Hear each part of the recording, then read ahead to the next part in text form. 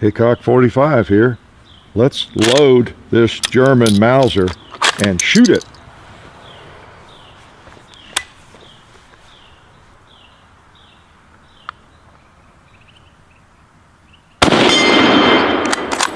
Nice.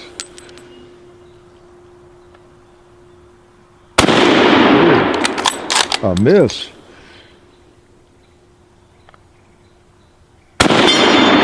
Sweet. Let's try something a little closer now. Like that jug of water. And a 2-liter. That should take care of him. Yes, a German Mauser. Going to tell you all about it. Want to thank our sponsors first. Federal Premium. We're going to be shooting mostly Federal ammunition. They actually load 8mm Mauser and a nice little soft point. It'd be good for hunting in one of these things. We appreciate their sponsorship. And budsgunshop.com. Be sure you go to the links and check out all the good things going on there with shipmyguns.com and eGunner and everything that's going on with Bud's Gun Shop. We appreciate your support, and they do too. So yes, we have a real German Mauser. You know, this is made in Germany, Oberndorf. All right, this is the one you might have seen on Facebook that I posted recently. It is well, made in 1943. I've kind of wanted a better German Mauser, and I have to qualify the term better, of course. I have a pretty good one. I wanted one, if I could find it and it wasn't too crazy expensive, a matching, all matching serial number Mauser. And that's basically what we have here. It's a matching. And according to 2 different experts in the field, it is pretty much original finish and everything. So I know what I don't know, and I had some folks look at it before I bought it even, and I'm very pleased and very confident it is what it's supposed to be. So because boy, with these things you really need to study them. And even if you do, you really need to be an expert, because there are so many fakes, and I didn't realize how many there were. I just didn't realize it. But the more you study it, if you're into these, you know what I'm talking about. And if you have studied them at all, or quite a bit, you really know what I'm talking about, because you know more about than I do. But I knew my limitations, and I wasn't about to jump into a better one that was supposedly, you know, matching serial numbers, unless I had somebody that could verify it, look at it, an objective third party and all that. So that's what I did. Got this in Tulsa. And again, a shout out to the gun boards, the K98 forum on the gun boards, and then the other location website, the K98 forum. People at those sites, you know, a lot of folks there know what they're doing. They know these things, and there's a lot of good information there. So I appreciate their help. And like I say, I've learned enough to be dangerous in the last few months about these things. I used to think, ooh, a Mitchell's Mauser would be a great thing to get sometime. And I think that might be what my other one is. I'm not for sure. But I've learned that those are not necessarily very well respected in the Mauser community, people who really know Mausers. Now, they're fine guns, and I don't know whether that is one or not. I have it out here today just to do a little comparison.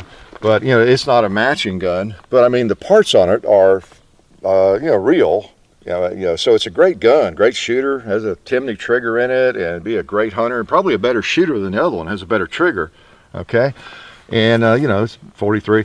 The thing is, with some of these, there's so much money to be made by messing with them, by, like, shaving them and then restamping them, that you just don't know for sure what you've got unless you really, really know these things well.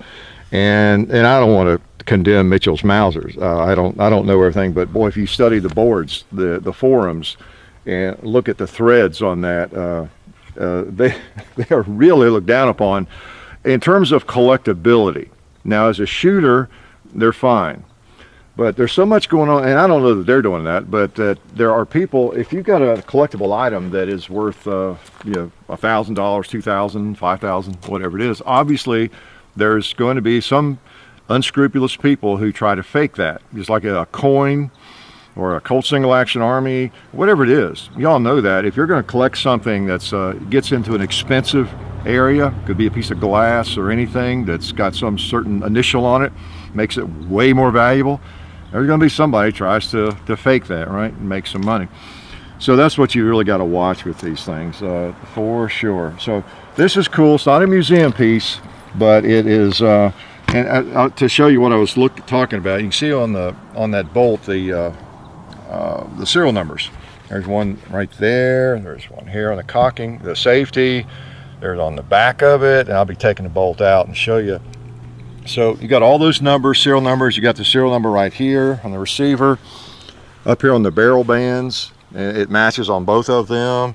It's underneath, it's on the sight, it's in the stock. I've had the stock off. It's inside the stock. So it's on the floor plate of the magazine. It's on this piece, you know. So the serial number, the Germans were sticklers for numbering everything, especially before the war, World War II, and then into the war. Latter part of the war, they quit numbering some things, and they had to use some cost-cutting. They take some cost-cutting steps, as you can imagine. This thing started going badly for them, you know, whenever it became really bad, of course, but 43, 44, 45, progressively worse for them. They were still making them, but they used more stamped parts. For example, this front barrel band is a stamped piece, whereas on that one over there, you can tell it's different. The H barrel band, I think it's called, in the front, it's made out of, you know, metal. I guess milled, I don't know. But this is just a stamped piece in 44 they went to. And so, you know, probably does just as well, but they took some measures there to save costs. So anyway, this one actually doesn't even look as good as that one in a lot of ways, but this one's cool because it's all matching, and that this is the way this thing came, you know, from Oberndorf. It was made in Oberndorf, Germany, and that was another. The BYF tells you that, and the date 43, and that's kind of what I was looking for, and found it in Tulsa, and really pleased with it. It's not perfect, you know. It's where the strap comes through. That little hole's been filled and some things, and the stock is, you know, it's one of the laminated stocks, and a lot of them they were actually considered sturdier in a lot of ways. They're heavier, less likely to crack apart maybe than a walnut stock. But you know, there are pros and cons of both. But so that's pretty safe. I don't think anybody's messed with the stock or sanded on it. It looks like just the natural oils of it. I don't know. And that's what attracts people sometimes when they see one of these that's just beautiful, and the stock is freshly sanded and everything. It's been reblued, and that's all fine. But it's like a coin. Once you mess with it, then that takes away the collector's value. You'll see them. I posted pictures of this on Facebook, and someone said, oh, it's obviously not original. The bolt's been reblued, or it's been blued. The bolt's not supposed to be blued. Well, newsflash, the bolts were blued. The metal parts are blued. I think the butt plates were not. They were not blued. So again, if you see that, that's been done later by somebody, you know. So anyway, it's kind of cool because it's all there, and it shoots well, and it's a Mauser. You know, they've got the serial numbers under the sights and just everything. That's it's like that Swedish Mauser. I brought it out just for comparison. It's the same way. It's got numbers all over the place where you wouldn't even expect someone to have numbers on a firearm. And I brought it out also to show you. Let me move it over here. The comparison. This gun. In the video we did on that other one, I talked a little bit about this. I know a little bit more now. I wanted to share some of that. The K98, referred to as the Car 98K, the Carabiner 98 Kurz, which means carbine 98, the year it came about, and then Kurz for short, you know, because it's shorter than this. So it's called a lot of things. It's K98, Model 98. But it grew out from, of course, the Mauser's been around since the 1880s. There was an 88 model, and I'm not as familiar with it, but the 98 came about, and guess when? 1898, and it was a long affair, long as this Swedish Mauser, or longer. This thing was made in 1911, so this is they're similar to it in a lot of ways. It has a straight bolt. See, that's one of the big differences. Wanted to show you the length. The K98 was handier in size, and they turned the bolt down, the curved bolt, supposedly making it faster to operate. I think John might argue with you on that. He loves his VZ24. I think it's a model, the Czechoslovakian model, can shoot it really, really fast with a straight bolt. But and I like the straight bolt on this one, actually. It's a great shooter.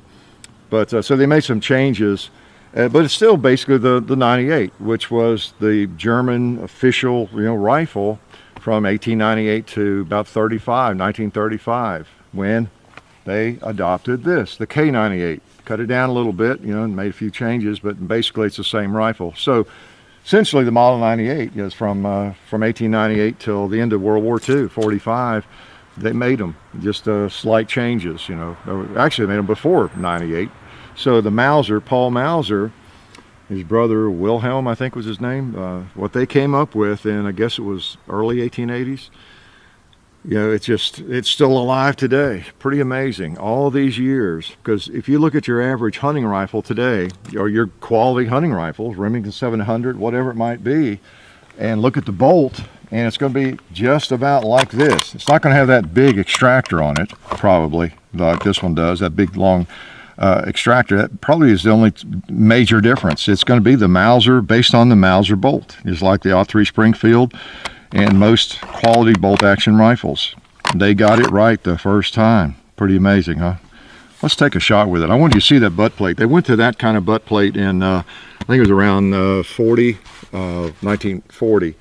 And that was a little bit of a cost-cutting thing too, but it cups around the wood, and so if the laminates start coming apart or the walnuts started cracking, I think it was to help keep it from splitting apart. And so I wanted you to see that before I covered up with this and give myself a little extra length. And again, it's not for recoil. The Mauser is it's a sweet shooting gun. I've been shooting a lot more lately. I'm reminded how nice it is. It does not really kick that much.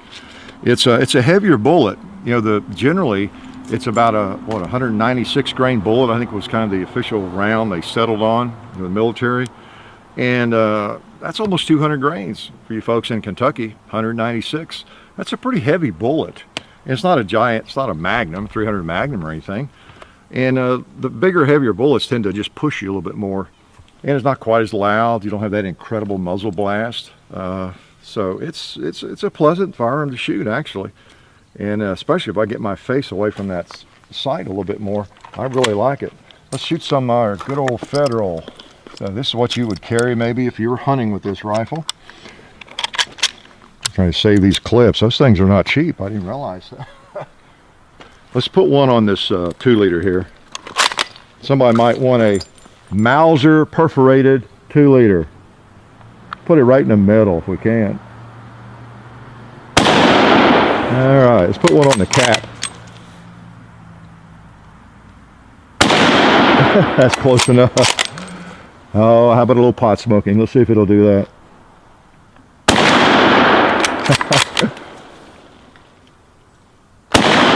All right.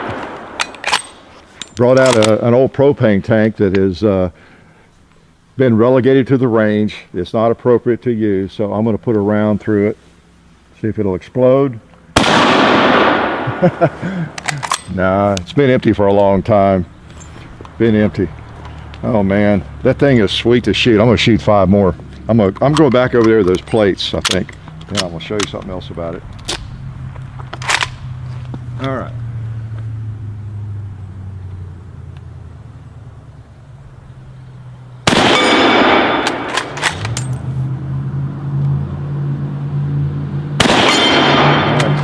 Try that little plate.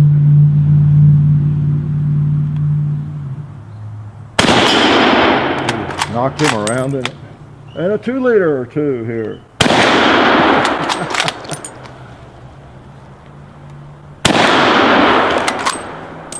That is cool. I mean, this rifle is still intact from the Great War, World War II. And here I am shooting 2-liters with it again. Or I say again, with these historic rifles, but I'm not going to shoot this thing too much, but I'm going to shoot it occasionally, and it's just really neat to have something that is still intact and kind of in its natural state from those days. What I was going to show you too is, some of you might be wondering what that hole is about. Well, as I understand, the Germans were just like the Americans at that time. If you've seen any movies, they were chain smokers for the most part. And so they'd just stick their cigarette in that, keep it lit, you know, and if they needed to, they could even pick it up and fire it, you know, and, you know, still have their cigarette stuck in there. And I would guess about 3% of you believe that, probably, right? Now, let me show you what that is. I was thinking, right? So the bolt, if you want, when you're taking your bolt apart to clean it, well, first of all, let me show you how you take it out here properly. This doesn't have the hold open, so you have to push down on the magazine, you know, when you're messing with that. You got, now this I've seen called a bolt stop, and it's also an extractor housing, or extractor, you know, housing anyway.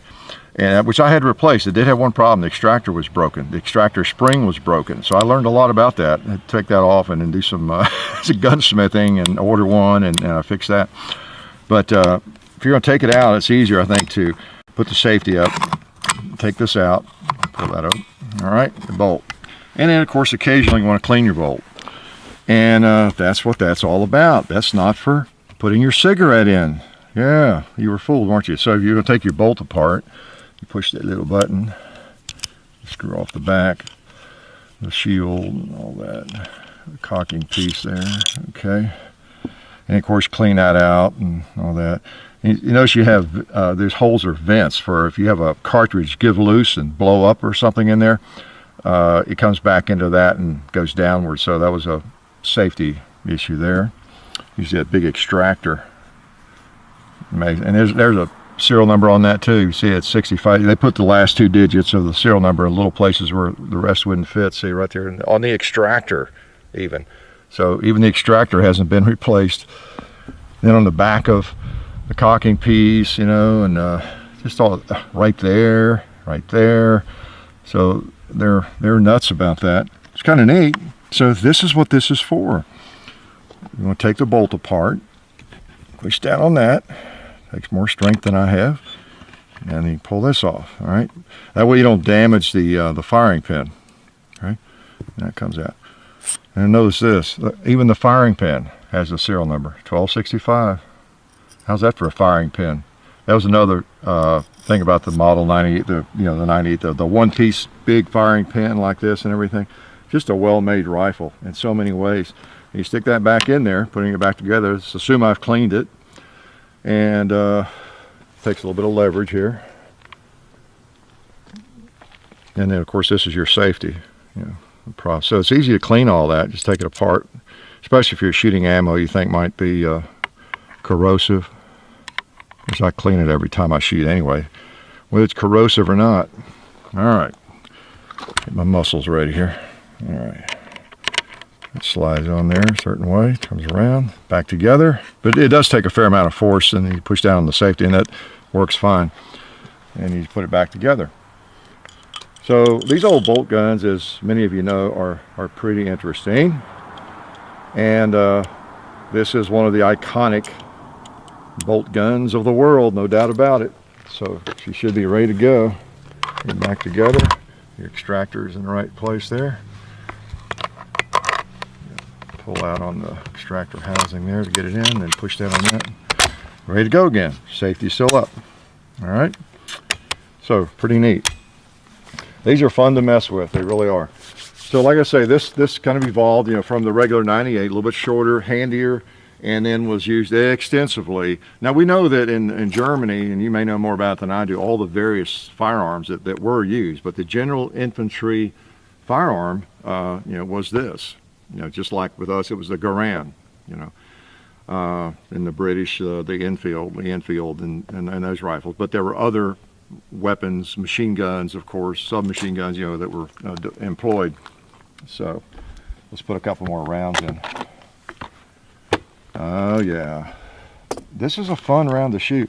And you know, it is, you saw a recent video about cartridges and not using the wrong cartridge and everything.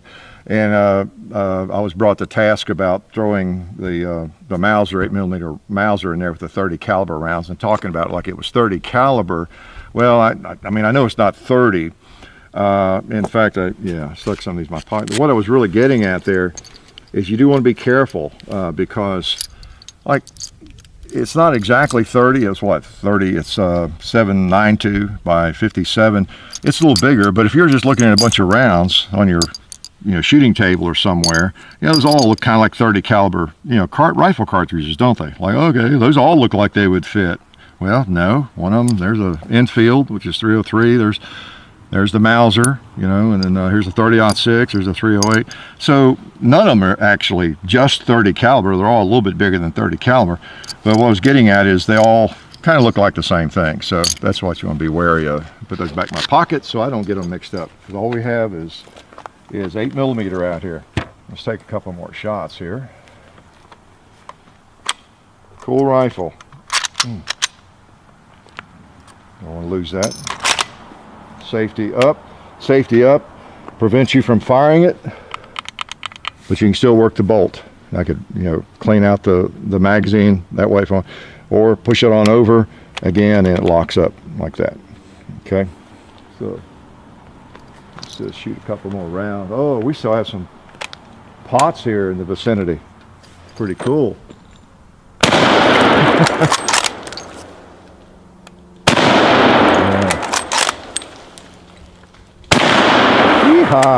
Nice. Back over there. Oh, some cinder block activity. Yeah, 8mm will do it.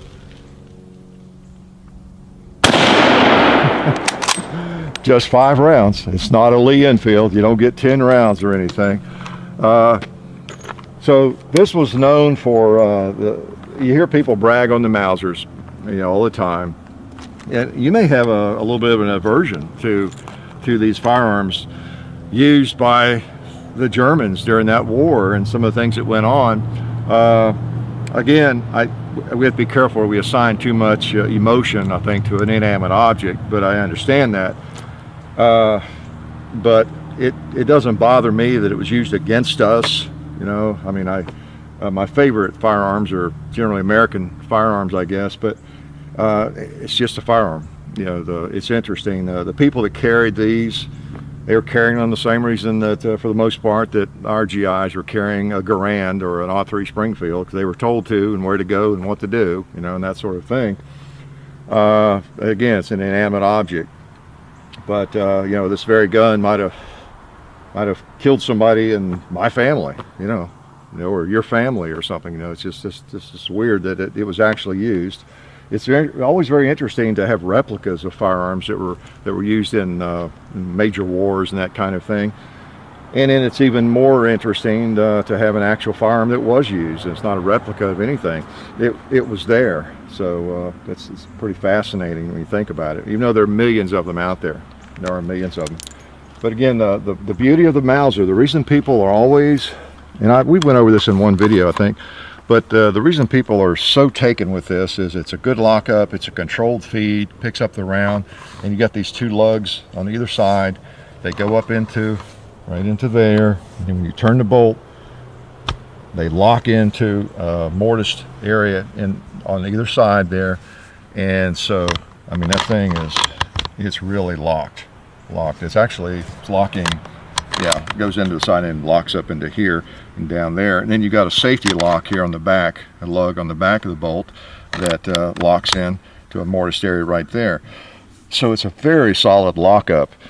And a lot of the bolt actions of the day had the lugs are on the back, so they locked up on the back, which wasn't as strong, like the Krag and some others. So it's just a very strong lockup for that bolt, and it makes for a very accurate rifle. So that's why it's still used today by so many people, or at least essentially the same thing. BFI or BYF Oberndorf.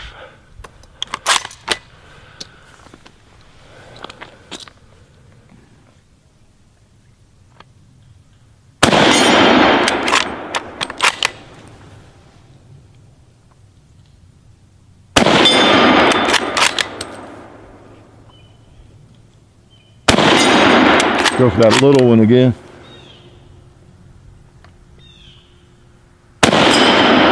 All right. Go back to the other one again. Very, very sweet shooters. They really are.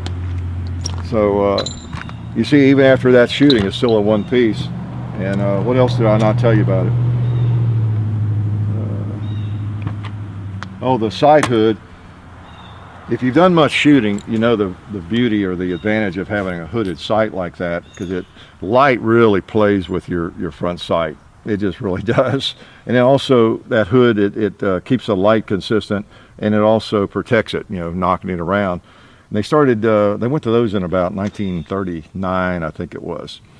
And so you might have one where it's just off of the gun, but or it might be an earlier one where they just didn't use them. Okay. Oh, there's something else I was going to show you. The cleaning rod. Now this might surprise some of you. Let me make sure the bolt's open. Yeah, it's open. We're clear. Before I start turning it around here too much, I'm going to take this out and show you something that will just amaze you. It's another one of those illusions, you know, those distortions that we're always messing with you on, like the magazines. See, there's your cleaning rod, and that's it. That's it, you know. Okay. Well, look at that. It doesn't reach all the way down. The other cool thing about the Mausers is that they don't get dirty down here, this part of the barrel, only out here. Imagine that. Okay, how many of you believe that? Nah, not many. Actually, that was intentional, and it took 3 of these. You would screw them together, and you and your buddies in your outfit, and it's my turn to clean my gun. I'd borrow theirs and put them together and clean my gun, and then, you know, pass it around. You take it back apart and then put your piece back in here. So it taught togetherness, working together, right? So yeah, that was that. That's what that's about. Too short to clean your gun, so you had to talk your buddies into helping you out. There we go. And the other thing you haven't seen yet, that I wanted a nice bayonet for it too. Got that in Tulsa. The gun show. I keep saying Tulsa. Some of you don't know what that means, I guess, but those that have been following us a while and watching my postings and everything about the Tulsa gun show know that I went to the Tulsa gun show about a month ago. So you notice too that, interesting, this one slips over the cleaning rod. That was kind of an interesting way to, goes over the cleaning rod and it clicks in. Okay. So that's a pretty good deer hunting rig right there. You know, I don't know how you get much better than that, because you can shoot the deer and field dress it all with the same object, right? The same item. So let's shoot it with that. Let's see if it'll fire. Okay, with this Federal soft point. These clips work so much better than some that I've had. These nickel plated ones, I highly recommend those. They're so smooth. All right, we are really ready for battle. What if this would go through that and hit that bowling pin? Sure did. 2 liter in a bowling pin, 1 bullet. Let's try that propane. All right. All right. I need a hole. Let's see with the bayonet if it affects accuracy.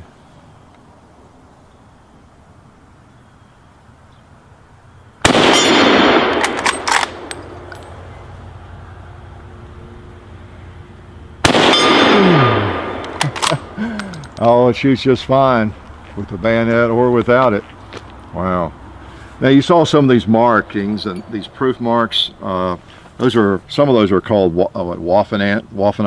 Something. There's an organization that just is in Germany, was responsible for all the proof marking of these things. There's actually one on the stock back here that matches. It's not easily. It's there. And they're on various points on the firearm, and that changes from year to year. So that's what I was saying. You really need to know these things, or know somebody who really knows them, if you're planning on spending more than $500 or $600 or $700 on one, because you can get a good shooter, really a great gun like that one over there. Just a great gun that you'll really enjoy in that price range or less.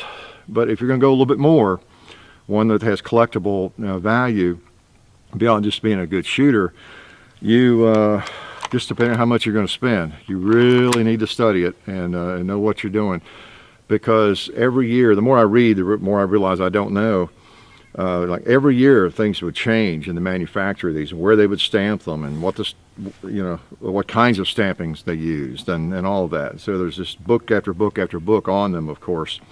And like the number right here on the barrel, 101, and there's a Nazi marking. Just shows that the factory where it was made. The 43 is the year.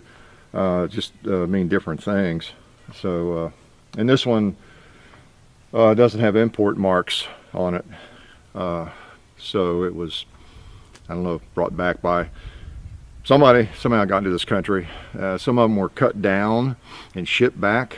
They call, what do they call those, duffel cuts, where I think they would cut like underneath that barrel band, I believe right there, just cut the stock. I'm not sure how that helped necessarily, but so they could ship them back, and they weren't quite as long. I guess they took the barrel out and all that, and the stock I guess is the longest piece once you get the action and barrel out, so anyway, they'd cut it and ship it back, and then you still put it back together, and I don't know how you reattach it, but or if people even do, you just put the clamp on there tight. So there's different things to look out for, definitely. But again, it's like buying us. If you're going to go buy a silver dollar, you've never had a silver dollar, you thought it'd be cool just to own one. You can go buy one today, and they're what, 20, 25 bucks or something.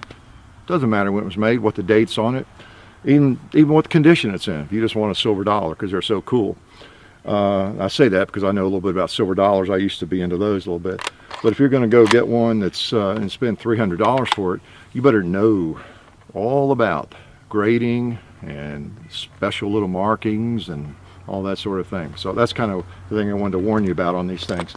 And I guess that was about it. This one was blued. And they blued the bolts in 1944, 43 and everything. And they went to a phosphate kind of a parkerizing later, I think. And as I say, they in 44 they really started cutting costs because things got worse and worse for them. I think all the barrel bands became stamped.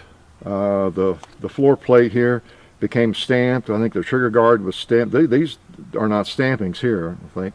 They became stampings in 44, 45.